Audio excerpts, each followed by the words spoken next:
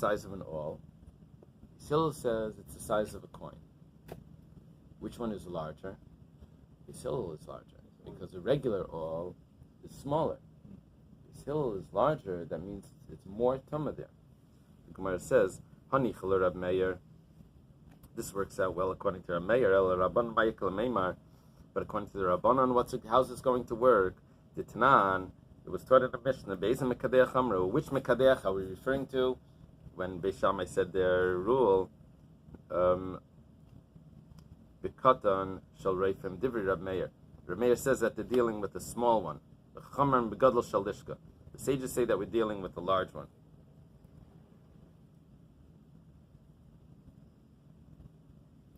It used to be a thing in old-time medicine, way back when, that they would cure, or they would try to cure a lot of different diseases by drilling holes in the skull. To relieve the pressure.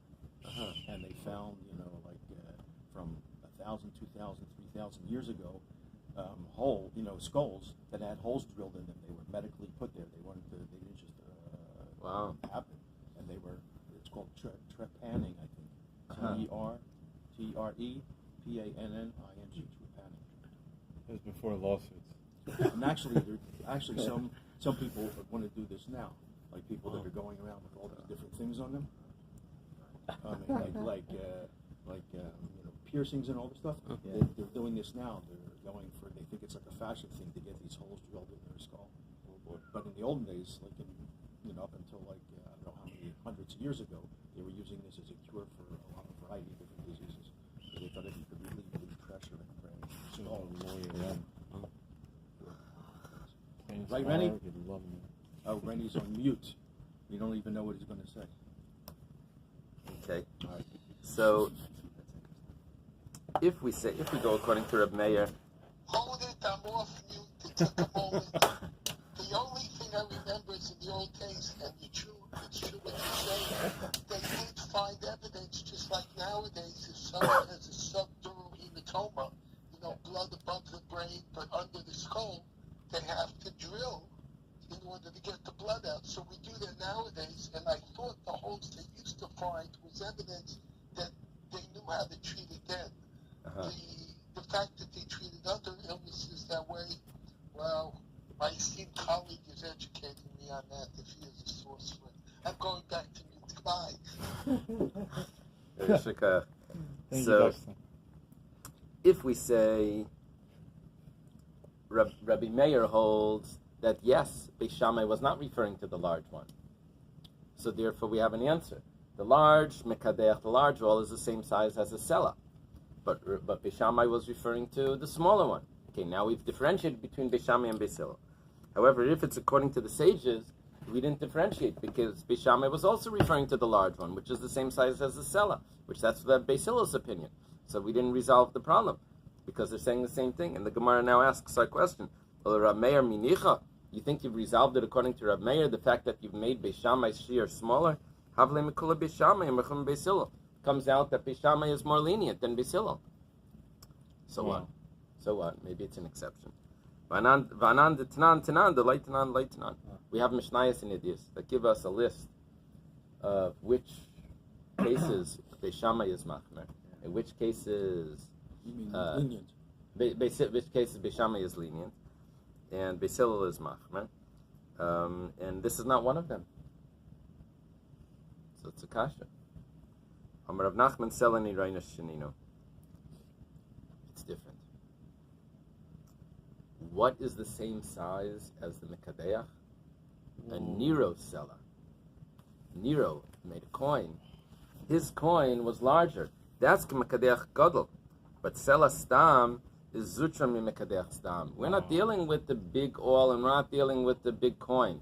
We're dealing with the small awl and a small coin. And it turns out that the small coin is smaller than the small awl. So there's no problem with Beis Hillel and Beis Shammai. There's no problem with Beis Hillel and Beis Shammai. That's a very small coin. Because it's smaller than an awl, than a small awl. Yeah, but the small coins were they're like little chips. Like, yeah, I have an old dime. It's like, like the Kimmel crackers. It's like a tiny Kimmel cracker. It's like really thin. They're like really small, like little pieces of silver, very small. It says here that The dinosaur looked in the same size. But So this is was it thinner. It was thinner. I don't know. Maybe it was think worn out. could be. Yeah. Counterfeit. It's always been the same? Yeah. Really? Yeah. Again, maybe it was just worn out a little bit. So. Uh-huh. Is it the same thickness as A well? dime is based on weight. Right. What dime and a quarter are based on a dime and a quarter, half dollar, and silver dollar based on weight. Uh-huh. So It could be counterfeit. it was the same size. It wouldn't be counterfeit A dime because weighed it's- 1/10 of the silver Uh-huh. dollar. Uh-huh. But if the metals are different, then the size would change. So today they're the same size. To say they're the You're same talking about size. The old one. The old Uh-huh. one was the same size. Uh-huh. Oh, yeah. Let's see. I have to check. About the Okay. section before the Mishnah. Oh, I'm sorry. Go ahead. it says the cell of Nero was between 2.5 and 2.6 centimeters. So 2.5 centimeters is an inch. Uh-huh. You have an idea of how big it is. No. You Rabbi, you said before about in the base of Mikdash there was a lip by the what was Table. that? That was by the table, and there was a machlekes whether it was up or down, and that could designate it tamei or not tamei. Right.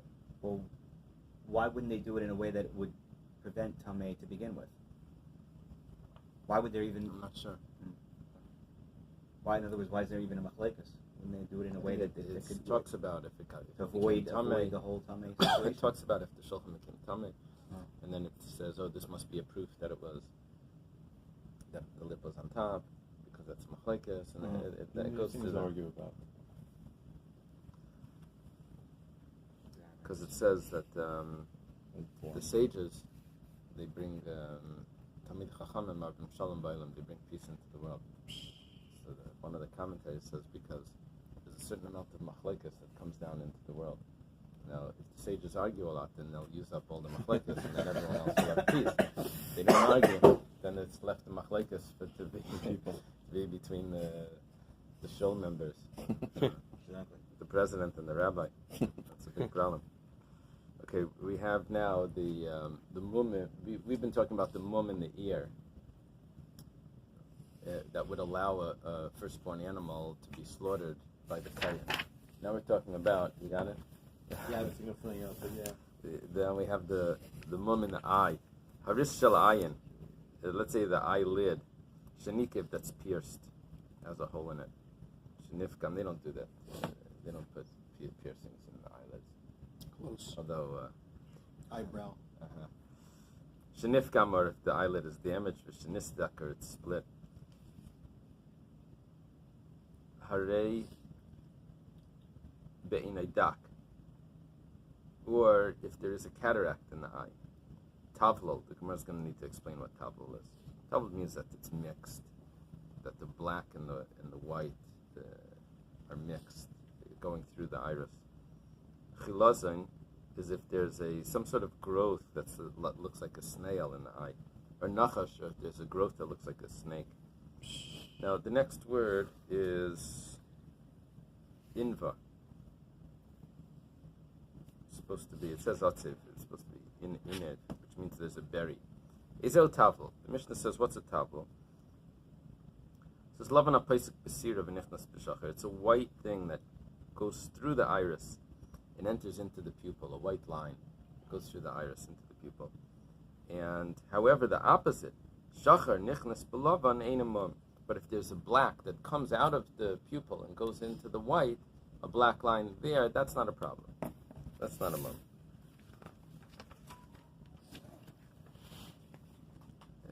We're missing words in the Mishnah. The Mishnah finishes Shein mum beluvin because there's no mum in the white part of the eye.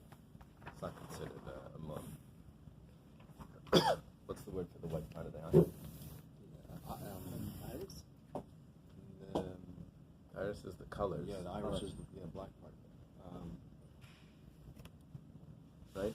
Yeah, iris is, Is the pupil? retina's in the back. Pupil? Cornea? No, cornea's the What's pupil, right? The pupil is the black, and the white. What's the colors of white the eye? That's good. Sclera. Thank you. There you go. Thank Thank you, you. Dr. Stein. Sclera is the what? Is the colors of the white? It's just the white. Okay. What are the colors? Is there a different word for the colors than the black? Green, brown, blue. No, the black is the color around the pupil. Just saying, you The outside? pupil's black, and the area around the pupil is Whoa. The iris. Right. Okay. So my haris, it says over there. What is? Actually, Dr. Stein is on a surfboard. Yeah. Sounds like it. With the shas pad in a Ziploc, so it doesn't get wet. So my haris. What is the wrist? We said it's the eyelid. Amar papa tura bara, an outer line, the aina of the eye. Okay, that's the eyelid. Dak tavlo. Dak was a cataract. Tavlo was a mixing of some sort. Tanurabanan dak mishuka rezamum. If the cataract is sunken in, then that's a mum. But tough, but if it's floating, ain't a mum, then that's not a mum. But problem is we have a brisa that says exactly the opposite. One that's floating is a mum, and one that's sunken is not a mum. Gemara says like kasha. It's not a problem because habashachar habalava. Depends where it is. If it's in the black, if it's in the pupil of the eye, then it would be a problem if it's sunken, I guess. Doesn't explain. Doesn't explain one way or the other. The Gemara says, 1 second, you can't say that one of them is going to be a mum in the white part of the eye because we finished the Mishnah that says, ein mumin belavan, the white part of the eye doesn't have any mumin in it. Elaha biduk lavan ha biduk shacha. Rather, what it's talking about is if the cataract itself is white or black. The Amar Rabba Bar Bar Chana. Rabba Bar Bar Chana says, Sachli Rab Yoshia de Minusha. Rab Yoshia from Usha told to me that Dak Shachar Meshuka Harez Mum. If there's a black cataract that's sunken, that's a mum, but sof ain't a mum. But if it's floating, it's not a mum.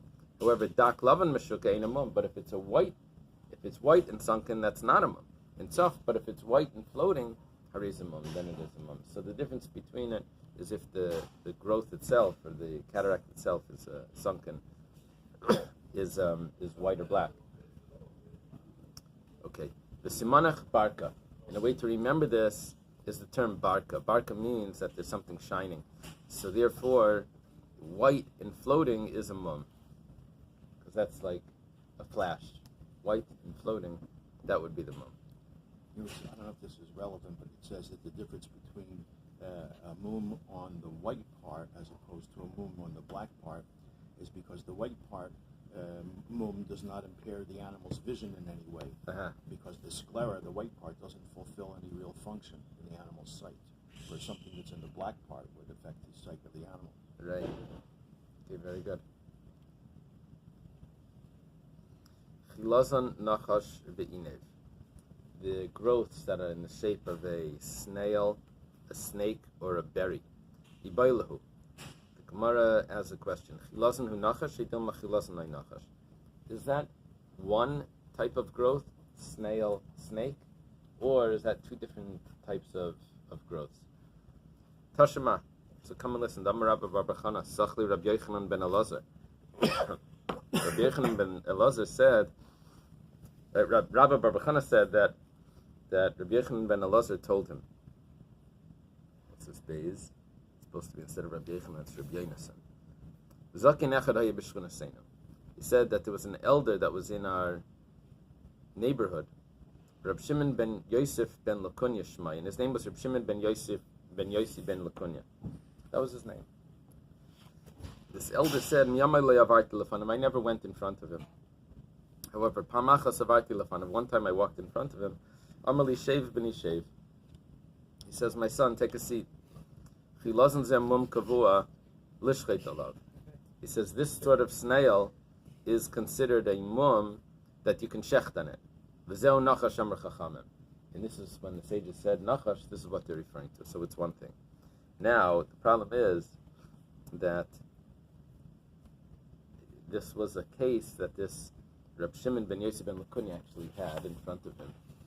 And Yeah, pressure. you're not allowed to paskin on your own animals if it's a mub. And he was a kayan. So he definitely can't paskin on his own animal if it's a mub. So he tells the law to the student, and he tells the student, this is the halach. Now he tells the student that even though a person's not allowed to see his own blemishes in his own animals, but but he's allowed to teach his students, and the students can rule on it. So here he's telling him, Pressure. right? Hint, Now- hint. It's like hint, like. Yeah. Don't you need 3 at that point to rule? We said that you need one sage was enough. One expert. So 1 lesson equals an expert? I don't know.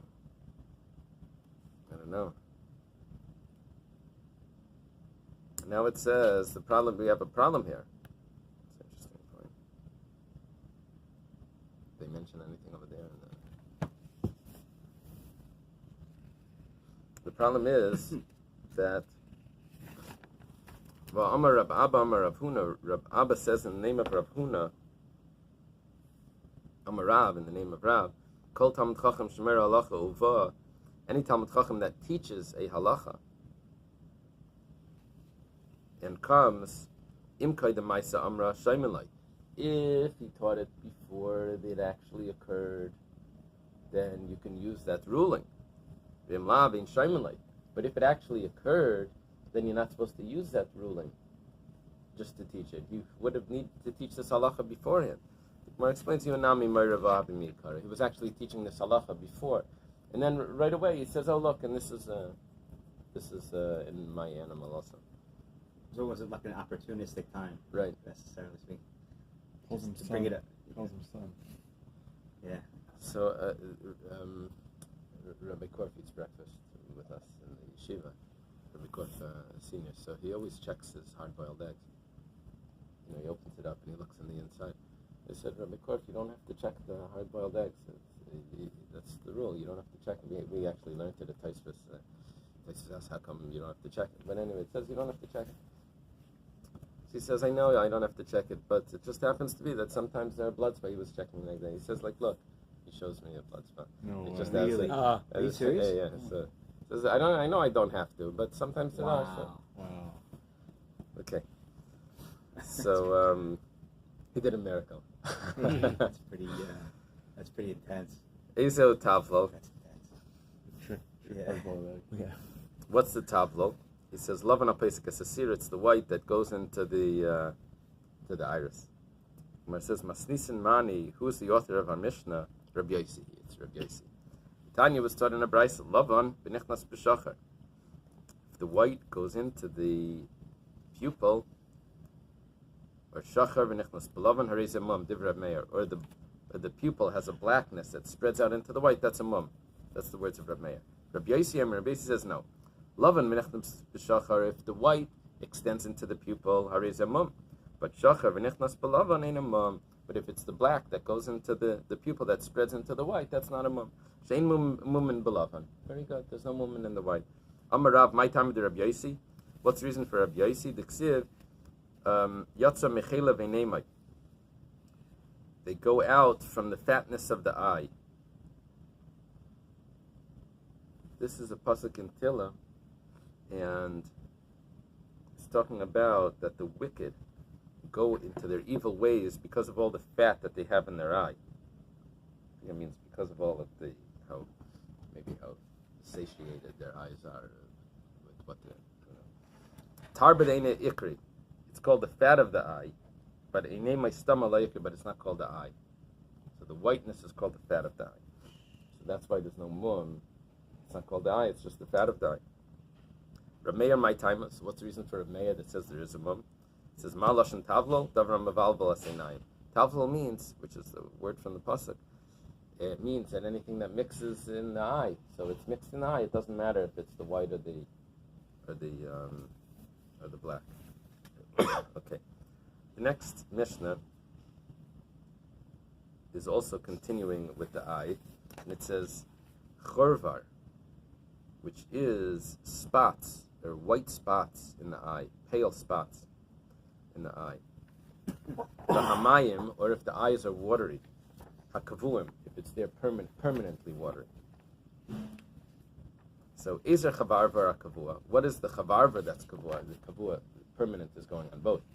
So what is the white spots, the pale spots in the eye that are permanent? Kol sheshash shmeinim yom, as long as it was there for 80 days. Reb Chanina ben Antigna says, Reb Chanina ben Antigna says you have to check it 3 times in the 80 days, and if you just check it at the beginning and at the end, doesn't mean that it's permanently there. It could be that it came and left and now it came back. And this is how you can tell if the waters are permanent in the eye. That ochalach v'yavish shel geshamim, if it eats the food, fodder, from that's wet and fodder that's dry, from a field that's watered by rain. So that's shel geshamim. And I have to read the Bach over here. In lach v'yavish shel shlachim, or wet and dry fodder from field that's watered with irrigation. Ochal hayavish v'achakach halach einamon. I dropped the oy because the Bach drops it. If he eats the dry,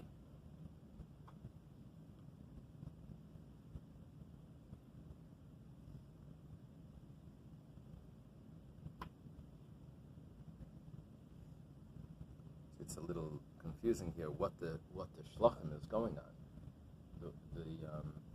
The irrigation field, the fodder that's there from the irrigation field, is that going on the first part or the second part?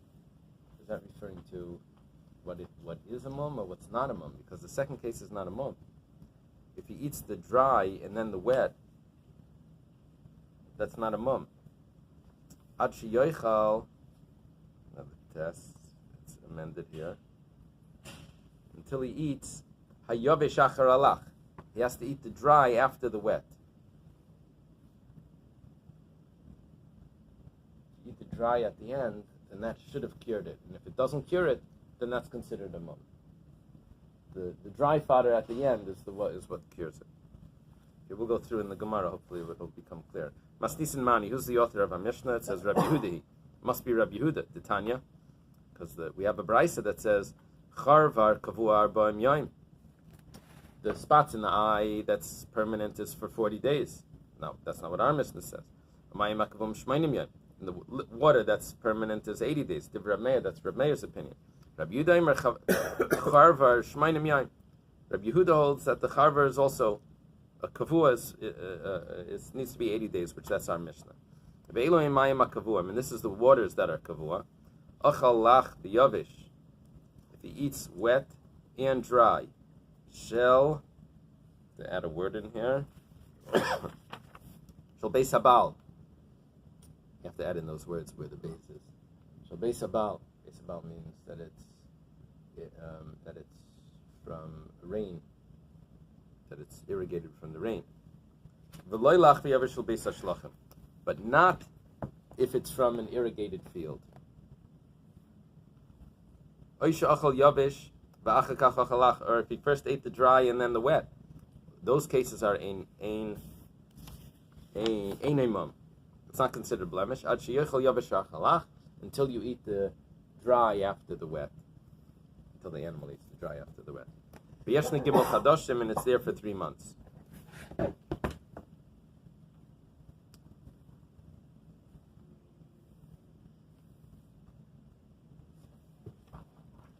Okay. There's a question. That means that you check it for 3 months. 3 months would be 90 days. Why? How do they get to 80 days? Short months.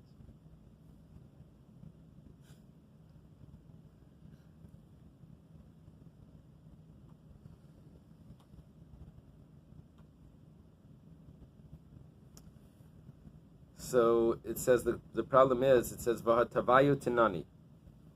Vaha Anan Tarvayu Tinani. We learned both of them. Achalach v'yavishal geshamim. Lach v'yavish shel beis hashlochim. We said that it doesn't matter which one. You see, the way it's learning the Mishnah is that the beis hashlochim, the irrigated field, is going on the first case. That it's considered a mum. If it eats, it doesn't matter wet and dry from which type of field, as long as the dry comes after the wet. And here we're saying that it only works from a beis habal, from a field that's watered by rain, not a field that's irrigated. So the Gemara explains, you have to amend it and read it like this. We're amending our Mishnah. The Mishnah says, "Ochalach v'yavashal gesham amaris mum," and beis hashlachem ein a mum, which we could have read it into that anyway.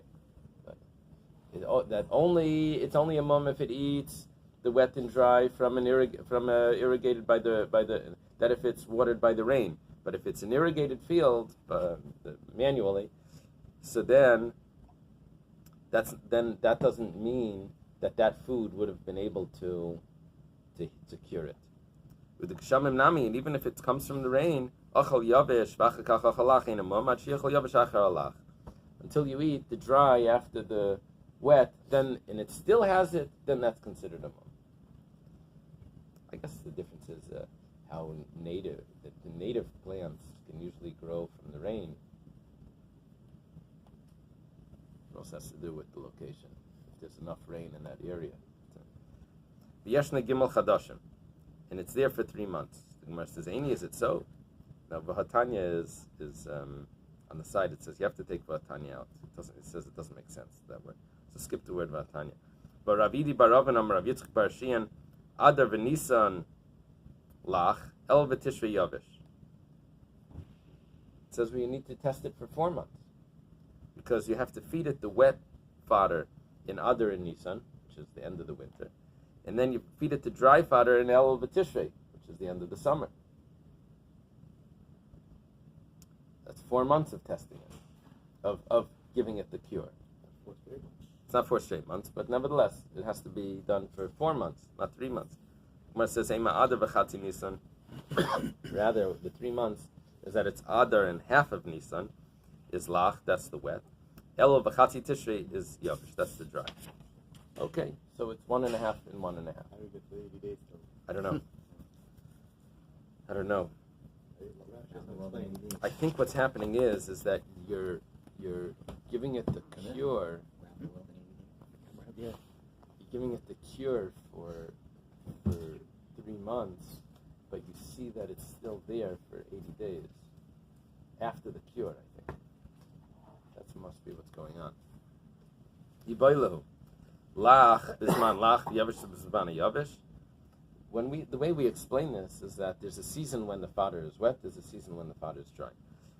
So does it have to be the wet season, the wet during that season and the dry during that season? Or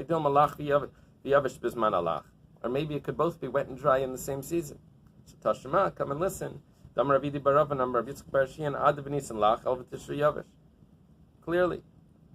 wet in the wet season, dry in the dry season. How do you know that? Maybe what it means is that you're feeding it the fruits of El V'Tishrei in other Nisan. Okay, the Gemara leaves it as a question. It's not a good proof. Kama machil, I say. How much do you feed it each day? Amar Yechon Mishum Rab Pinchas ben Aruva to Gregors. You feed it the size. Gregors is a fig or a date? A fig. Amar, you have to drop the Rava and exchange it for Ula. Amar Ula. Ula says, Boy b'ma Rava in Eretz Yisrael, they asked the question, Gregors besuda rishayna, Eidilma b'chal suda besuda. It doesn't mean for breakfast that you're giving this medicine to the animal to try to cure its eyes, or is it for breakfast, lunch, and dinner? Im timtzlaim besuda rishayna.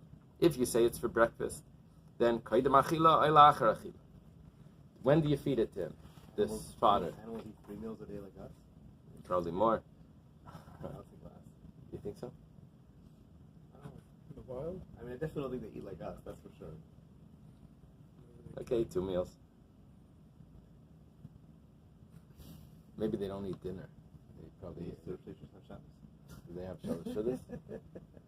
Yeah, there's a raya that animals eat shalshudas. The way this Gemara is written, it seems to imply like, they're eating like humans with breakfast, lunch, and What's dinner. the raya Well, for I'm that? translating What's the like raya? that. They're There's a set, raya set that meals the animals in the eat cow shalshudas. world. Yeah. Why? Because when there's a fire on Shabbos, the Mishnah says that you're allowed to save food for the 3 meals, for you and for your animals. It's a raya that the animals eat shalshudas. That's great. Yeah, I heard this. Which Gemara Someone, is Shabbos? yeah, it's a Mishnah. It's a Mishnah in Shabbos.